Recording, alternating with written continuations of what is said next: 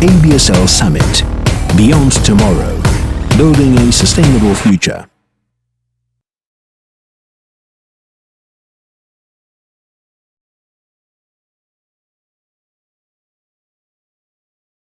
Welcome to the stage Piotr Dmuchowski, who will tell you how to create a shared ESG vision.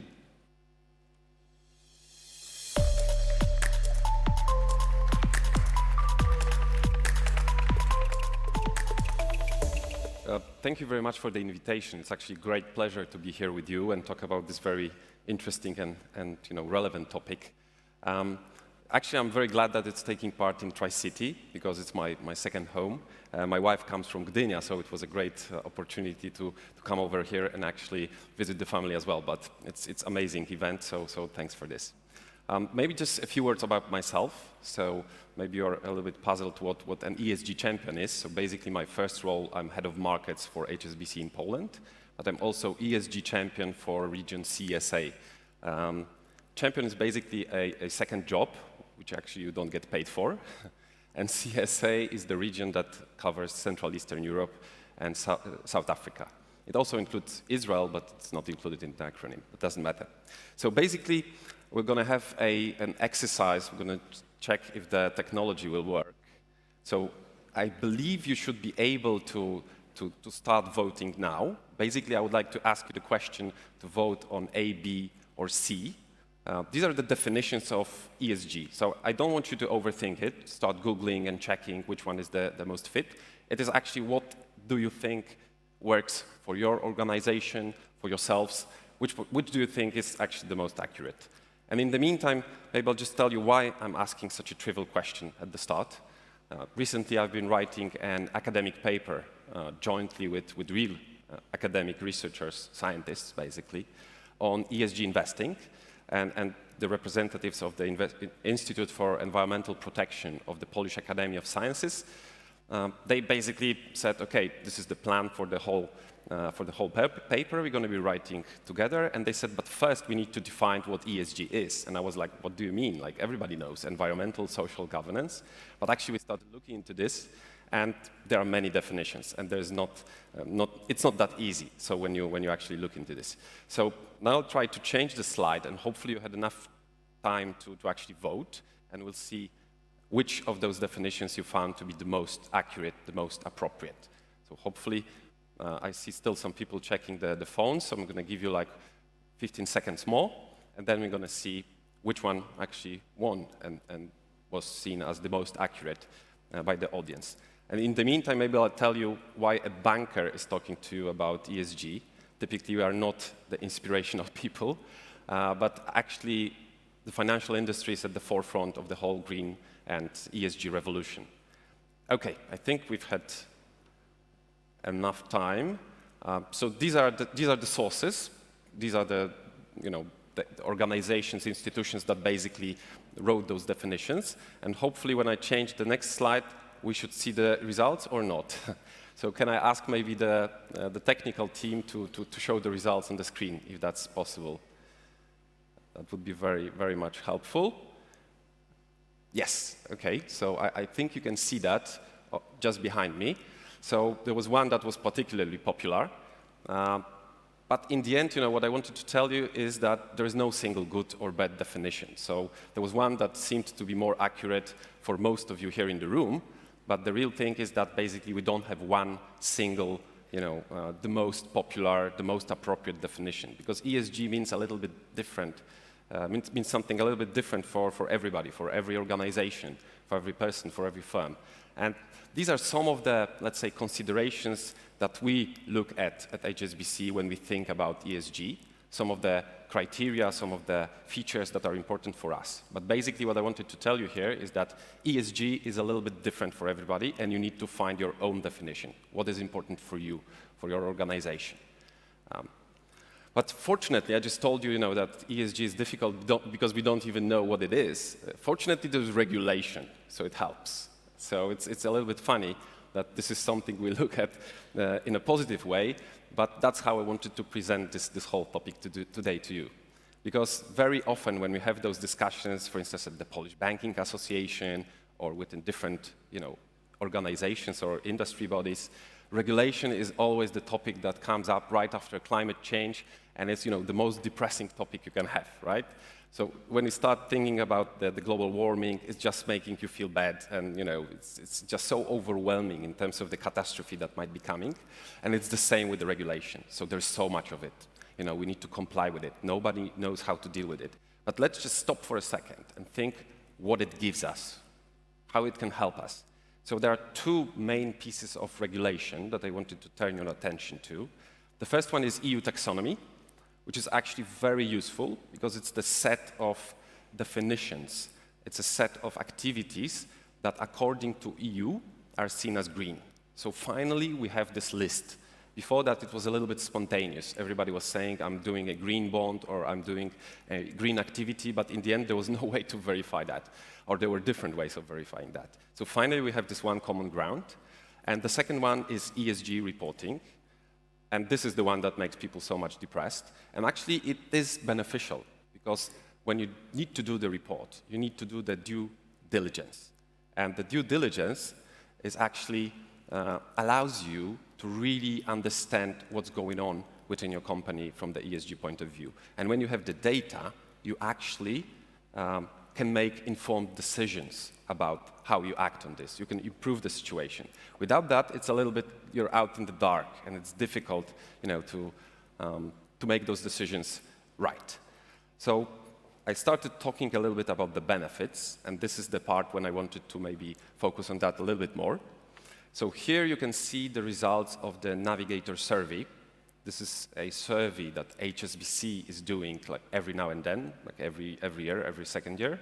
And we are basically asking companies around the globe, including Poland, about the new trends that are important for our customers. Obviously, sustainability is one of the very most important topics that we asked in the survey, and we are seeing increased understanding that it's an important topic. And it's also happening in Poland. But there's one, I think, number that is particularly interesting for you, and it's about one single benefit that is perhaps the most interesting for this forum. It helps to attract talent. So companies that are actually good in ESG, they have a sustainability strategy, they are better at attracting talent. And I think there's no single more important thing for you as an industry than this, and there are many more talent management experts in this room, far more qualified than myself, to talk about how different millennials, xennials, Generation Z, whatever, are from the previous generations, and sustainability is extremely important for them. In the previous panel we discussed, that was discussed, I think Mr. Heinz mentioned that ESG-run companies, they have better financial performance. And this is something that I want to stress very strongly, because I think the common perception in Poland is that it's actually the opposite. So whenever I talk to representatives of the financial industry, or when I talk to representatives of different industries, companies, basically the common thinking is that ESG is costly, it's time-consuming, it's actually, maybe it's good, it makes you look good, it's reputationally positive, but it doesn't necessarily bring any tangible benefits. And actually, it's not right. So as Mr. Heinz mentioned, ESG investing can achieve better investment results than traditional investing that doesn't take into account ESG factors. And it's going to be really important to be part of that movement, because we are expecting that by 2025, over 50% of assets under management globally will be invested with high integration of ESG principles into the process. So it will be even stronger trend. But this slide I put here actually summarizing meta-analysis. So basically these are researchers that group together a lot of different studies on the topic and try to give you the ultimate answer, what is the majority of them telling. And still, when we have those discussions, and especially in Poland, this perception is that typically ESG investing is, or ESG-run companies won't necessarily achieve better results, that there is a trade-off between if you are sustainable or ESG compliant or if you are profitable. And we have those two studies that looked at companies, that looked at different researchers that looked at companies that did adopt sustainable strategy in their business and how it related to their financial performance. So the one on the left, it is a big analysis of 2,200 different researchers, ranging from 1970 to 2015. And the authors of this study, they wanted to check how many of those studies showed that there is a positive correlation, and how many said there is negative, and how many said there is none. So basically, we look at a very long time horizon, and we look at a lot of different studies, only high-quality academic studies that got important enough to be part of this analysis. And the outcome is that over 60% found that there is positive correlation. The second one is a study that is including 1,500 different studies from 2015 to 2019. And the results are strikingly similar. So again, what I wanted to say, ESG strategy, sustainable strategy, is actually beneficial also for the financial performance. It's not granting that the financial performance will be better, but the long-term analysis tell us that typically companies that do adopt this ESG or sustainable strategy, they do better. And it's also evident if you look at ESG investing. So if you are an investment company and you are including ESG into the investment process, you can achieve better results. So moving on, just showing you finally what this ESG vision or what this ESG strategy can look like. So obviously I'm looking at the example of my own company, so HSBC. I'm not at all saying that this is something you should try to copy or include in your strategies, because it's fit for a bank, it's fit for international bank. So I'm not asking you to go to your stakeholders and ask for setting up a clean tech fund within your shared services center. Perhaps it's not the right thing. But what I wanted to say here is that this strategy is holistic, right? It's very broad. So it's touching a lot of products, a lot of processes. It's included in almost every single activity that we are doing. And what is important here, I was saying about the benefits of ESG strategy, which may be more seen from the stakeholders' perspective, but I wanted also to tell you about the benefits from the employee perspective. So if this strategy is truly working, then employees would have benefits from using it. And for instance, for us at the bank, how does it work? So obviously we announced this strategy. We involve people actually in developing some of those things so they get more engaged and we are actually more accurate. But now, for example, when we have a relationship manager and he's bringing in a new deal, like we are supposed to give lending to a new client, when there is sustainability or ESG or green component, it is much more likely for this deal to be accepted. So there is pure incentive for the employee to actually try and look for such transactions or discuss with clients how we can restructure the deals so they can actually be aligned with our strategy. So this strategy is truly alive because of that. Because for every single lending decision, we are actually having a sustainability committee also having a say over this single investment. So it's truly alive, and actually you can see after a short while, people really got engaged into this because they see those clear benefits. So again, I can't underline it more. It's like from the stakeholder level to the individual employee level, as long as you see the benefits of using this strategy for yourself, it actually starts working, and this is how it brings you the benefits. Perhaps until this very moment, I haven't said anything, extremely new or relevant for you as a group or individuals. So that's why I wanted to put in this slide here. It has a little bit disturbing background for a reason.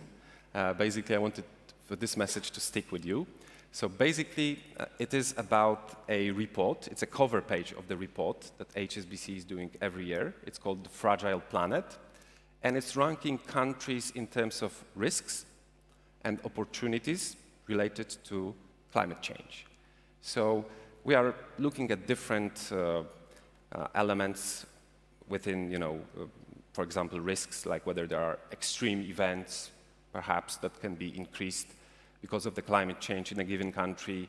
We are looking at legislation, whether it's well aligned with helping the country to fight climate change and so on and so on. But we are also looking at the opportunities. And Poland overall scored relatively well because we are number 20 out of 67 countries, I believe, which is quite high. You know, we don't have hurricanes, we are not on a desert. So basically, you know, there are certain things that obviously work for Poland quite well.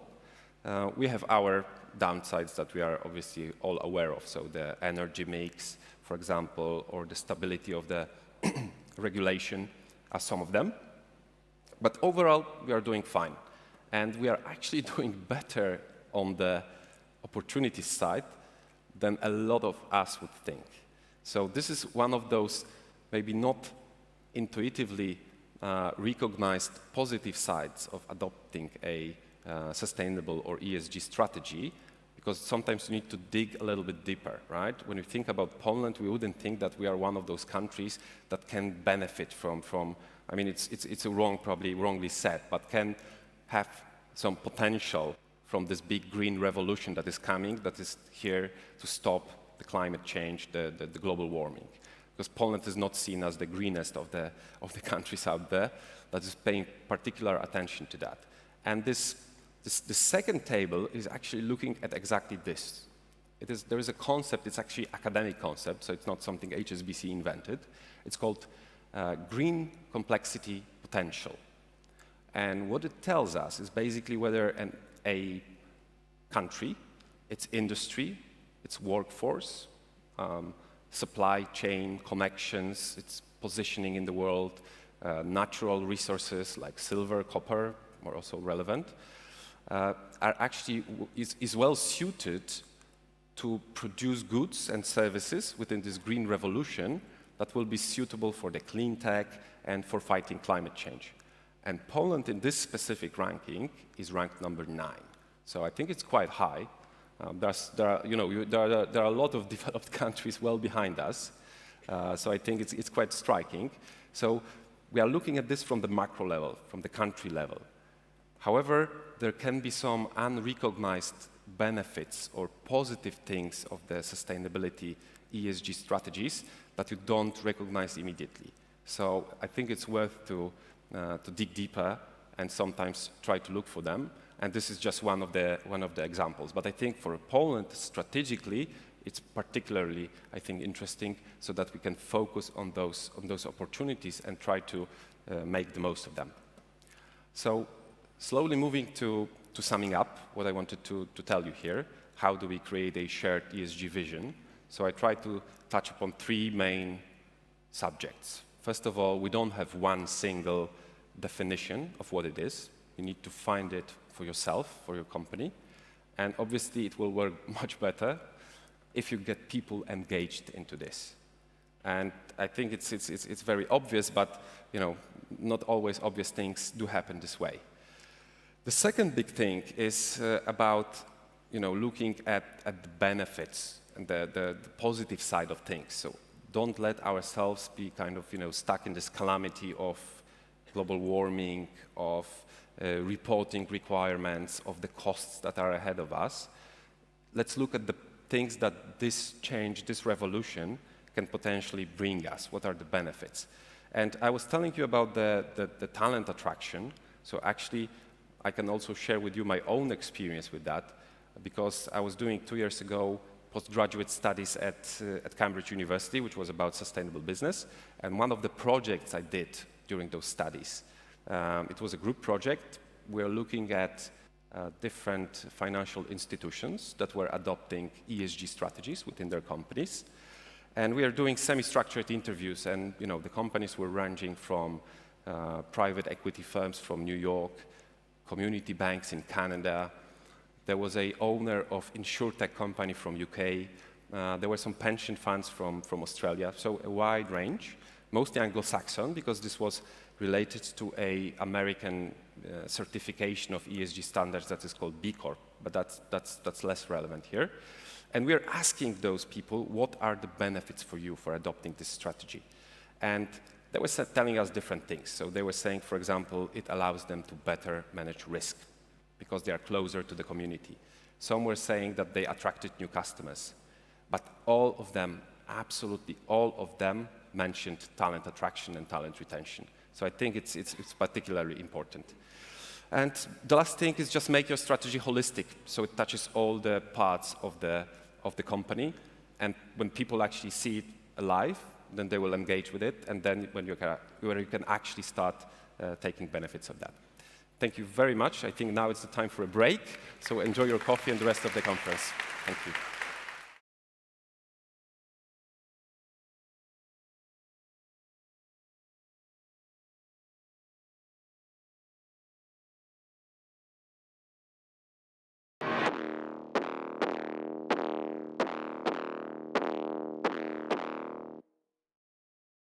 Resilience, maturity,